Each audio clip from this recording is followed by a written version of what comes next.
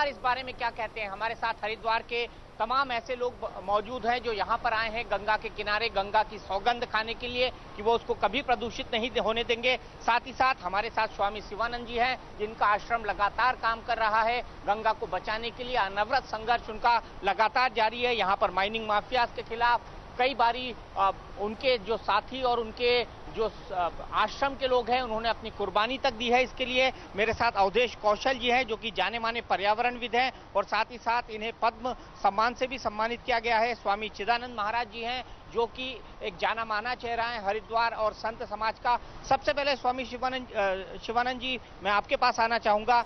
गंगोत्री में 3 साल में पहली बार ऐसा हुआ है कि पानी वहां का पीने लायक पाया गया है। आज तक पानी पीने लायक नहीं पाया जाता था।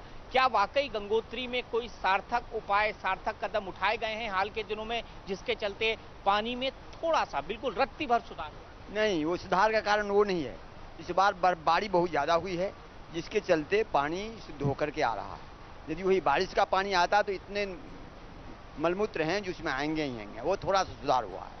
और आप हरिद्वार की गंगा की बात कहते हैं, आज से कुछ साल पहले हरिद्वार की गंगा को पिया जाता था। जो गंगा अमृत तुल्य थी, अनेक बीमारियों को दूर करती थी। आज मैं दावे के साथ कहता हूं कि गंगा का पानी हरिद्वार का यदि पाली की तरह शुद्ध हो जाए तो आधा से ज़्यादा बीमारी यहाँ के लोगों को उसी से शांत हो जाएगी। और यहाँ लोग कहते हैं कि हरिद्वार का पानी साफ है। तो हमारे कहने का मतलब है कि मैं एकमात्र विनम्र निवेदन करता हूँ कि गंगा को गोमुख से लेकर के और गंगा सागर तक जिस रूप में गंगा है उसी रूप में बहने दे। उसमें नो ट्रीटेड और अनट्रीटेड कोई वाटर न जाए, कोई डाम नहीं बने।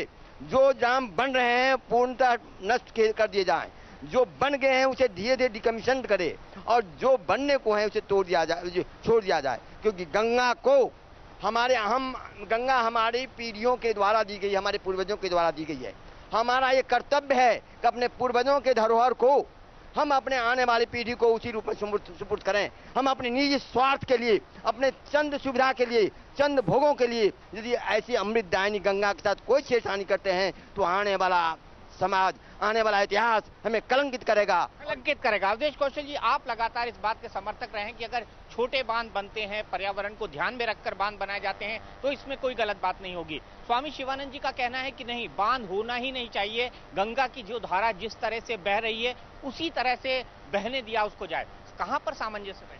देखिए, पहली बात तो यह है, इनकी गंगा तो माँ बोली है, इनकी भी। मेरी माँ का नाम गंगा देवी था, मेरे पिता का नाम गंगा शरण था, मेरी मौसी का नाम यमुना देवी है। तो मैं एक तो ये बताना चाहता हूँ।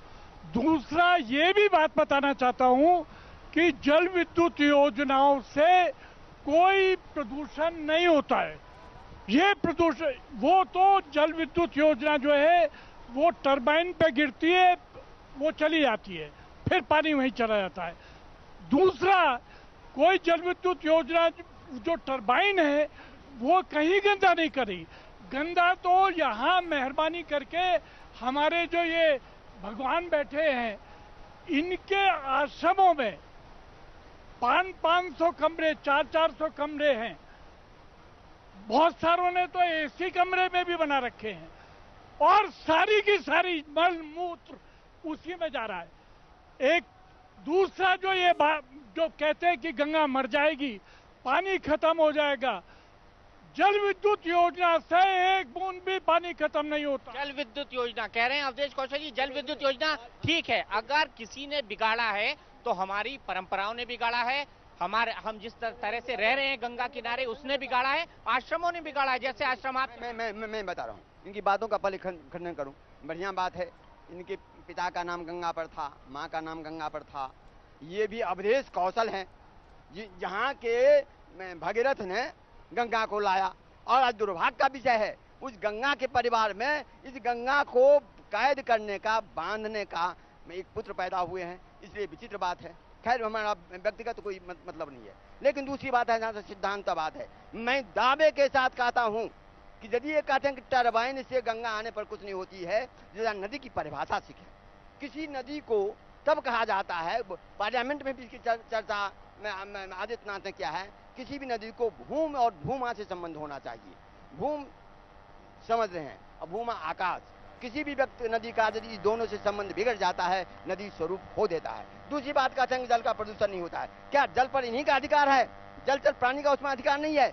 आज मैंने 100 के ऊपर करीब मछलियां, जो कि 100 प्रजातियां करीब, मैं एग्जैक्ट नहीं जानता हूँ, मैं कह सकता हूँ, लेकिन जो गंगा सागर में से निकल करके पहाड़ पर प्रजनन करती थी, उसकी अनेक क्वालिटियां प्रजातियां नष्ट हो गई। इनको अपने स्वार्थ के लिए जीवों को नष्ट करने का अधिकार मिल गया और कहते हैं कि उसके कोई प्रदूषण नहीं। लेकिन इंसान जो प्रदूषण कर रहा है उसका क्या स्वामी? निश्चित बात है। आप हमारे, मैं किसी दूसरे की बात नहीं करता और मैं भी इसका घोर विरोधी हूँ। यदि आश्रम हो, फैक्ट्री हो, व्यक्त हो, कोई भी व्यक्त, एक ऐसा कानून बने जिससे कि जैसे बाघ को मारने पर सजा मिलती है, जैसे तिरंगा झंडा को अपमानित करने पर सजा मिलती है, वैसे कोई भी व्यक्ति हो, चाहे आश्रमधारी हो चाहे व्यक्ति हो, यदि गंगा के प्रदूषण में भागीदारी होते हैं तो उन्हें सजा मिले। गंगा के प्रदूषण में जो भागीदारी हो उसको सजा मिले। स्वामी चिदानंद जी, आपको लगता है ऐसा कानून भारत में कभी बन पाएगा? 60 साल से ऊपर हो गए हम इसी बात पर संघर्ष कर रहे हैं कि गंगा को साफ कैसे रखा जाए, और हम साल दर साल हम ये देखते जा रहे हैं कि हम उस प्रयास में असफल ही हैं। मैं समझता हूँ समय आ गया है। अब गंगा के लिए 20 वर्ष का प्लान नहीं, हर वर्ष का प्लान हो, हर दिन का प्लान हो। जहाँ तक बात प्रदूषण की है, प्रदूषण 3 तरह से है जो मुख्य रूप से, एक है ह्यूमन वेस्ट, दूसरा है आपका industrial waste, solid waste management, and दूसरा है इंडस्ट्रियल वेस्ट, और तीसरा है सूएज वेस्ट। मुझे लगता है कि जो बार बार हम आश्रमों की बात करते हैं, बार बार धार्मिक जनता की बात करते हैं, वो केवल 2 से 3% है, लेकिन सबसे ज्यादा जो प्रदूषण है वो है आपके सूएज से। आप सोचिए, जिस देश में 3000 MLD प्रदूषण पैदा होता हो सूएज का जल, और उसको ट्रीटमेंट की क्षमता 1000 MLD, तो 2000 MLD यदि उसमें जाएगा तो दोष किसका? आप लाख कोशिश कर लीजिए, कितनी भी कोशिश कर लीजिए, आप गंगा को स्वच्छ नहीं कर पाएंगे। इसलिए पहले तो एक कॉम्प्रिहेंसिव प्लान हो हमारे साथ में। The time has come that all the departments have to sit together.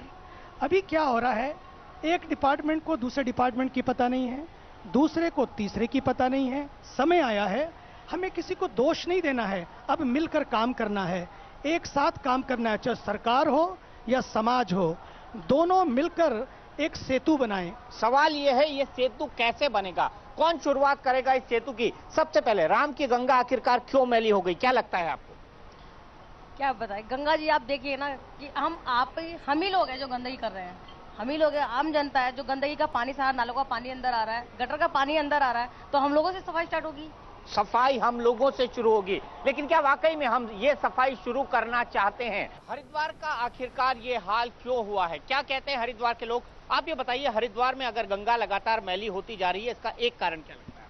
Haridwar में जिस प्रकार से गंगा मैली हो रही, सबसे मुख्य कारण क्या है कि जो सबसे पहले जो यहाँ का जियो है, 200 मीटर की दूरी पे कोई भी निर्माण ना हो। यहाँ पर आप देखेंगे कि 200 मीटर की दूरी का उल्लंघन करते हुए सारे मठ, मंदिर, होटल्स वगैरह सब वहाँ पर अवेलेबल बनाए हुए हैं। उसका जो मल मूत्र वगैरह जितना भी होता है, सीवर का पानी सीधा गंगा में जाता है। तो इसकी सीधे जिम्मेदार वो लोग हैं, सीधे जिम्मेदार वो लोग हैं जो सरकारी नियमों का यहाँ पर उल्लंघन कर रहे हैं। गंगा के किनारे इतना ज्यादा कंस्ट्रक्शन हो गया है जिसके चलते गंगा लगातार हरिद्वार के अंदर प्रदूषित होती जा रही है। गंगा के इस पावन घाट पर हर की पैड़ी के ठीक नजदीक हम यहाँ पर मौजूद हैं। देखते हैं गंगा का आखिरकार सूरत हाल हरिद्वार के अंदर हुआ है ये तो किन कारणों से हुआ है।